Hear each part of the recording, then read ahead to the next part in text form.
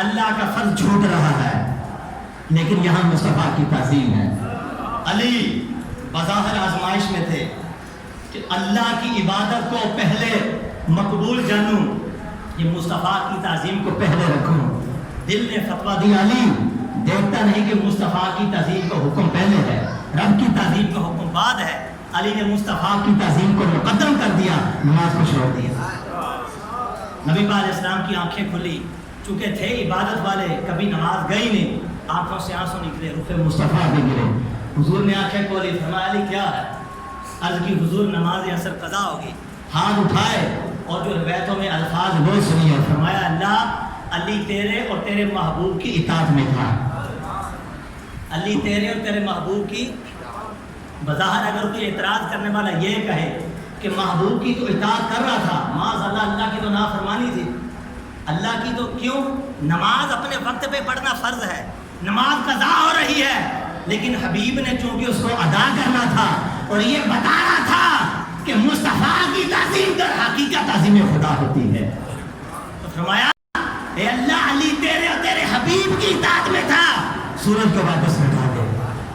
تو صوفیہ لکھتے ہیں، علماء لکھتے ہیں، ہزاروں کی تعداد سے فرشتے زنجیریں ڈال کر سورج کو غروب کی طرف لے کے جا رہے تھے، یہاں مصطفیٰ کے یہ دنیا والے ہاتھ اٹھے، آن کی آن میں سورج ایک سیکنڈ میں پلٹ کر عصر کے وقت میں آیا، تو عشق بولا کہ اس کا جواب یہ ہے کہ سورج نے کہا ارے پہلے تو نکلتا تھا تم لوگوں کے لیے تو رفتہ رفتہ جاتا تھا، دھیرے دھیرے جاتا تھا، آج فرشتہ چھوڑ دو، زنجیریں نہ باندھو، دیکھو آج کس کے لیے نکل رہا ہوں، ولی کے لیے نکل رہا ہوں۔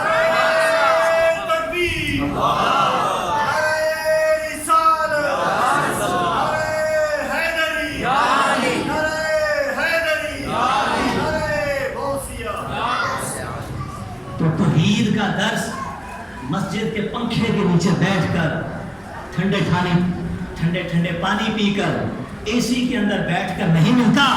توحید کا درس کیسے ملتا ہے؟ پوچھ حسین ابن علی سے، نوز نیک پہ سر ہے، سر نیزے کی نوک پر ہے، تب بھی توحید کا درس دیا جا رہا ہے۔ حسین کے منہ سے نکلتا ہے تو رب کا کلام نہیں نکل رہا۔ ہمیں تو توحید اہل بیت نے بتائی، ہمیں تو توحید صحابہ نے بتائی، رب سے محبت کا طریقہ صحابہ نے بتایا، رب سے محبت کا سلیقہ صحابہ نے بتایا۔ تو ہماری توحید میں کیوں شک کرتا ہے؟ تیری اپنی توحید میں شک ہے، اس لیے کہ تیری اپنی عبادت مشکک ہے۔ جو بے تعظیم مصطفیٰ کی عبادت ہو وہ عبادت کیا ہوتی ہے؟ کیوں؟ محمد کی محبت دین حق کی شرط اول ہے۔ دین میں آنا چاہتے ہو تو شاعر مشرق علامہ اقبال فرماتے ہیں محمد کی محبت دین حق کی شرط اول ہے۔ ارے اسی میں ہو اگر خامی سب کچھ نامکمل ہے، پھر کوئی چیز مکمل نہیں ہو سکتی۔ حبیب خدا کی محبت پہلے، تعظیم پہلے، پھر اللہ کی عبادت مقبول ہوتی ہے۔ آئیے اسی واقعے کی طرف لے کے چلتا ہوں۔ اب دیکھیے حضرت عثمان غنی رضی اللہ تعالی عنہ کا محبت اور عشق رسول، ان کو کہا گیا ہے اے عثمان تیرے اوپر احسان کرتے ہیں، وہ کعبہ سامنے ہے، طواف کر، صفا مروہ کی صحیح کر، حلق کروا، مقام ابراہیم پہ نفل پڑھ، سب کچھ کر، لیکن تیرے نبی کو کعبے کا طواف کرنے کی اجازت ہم نہیں دیں گے۔ اللہ اکبر۔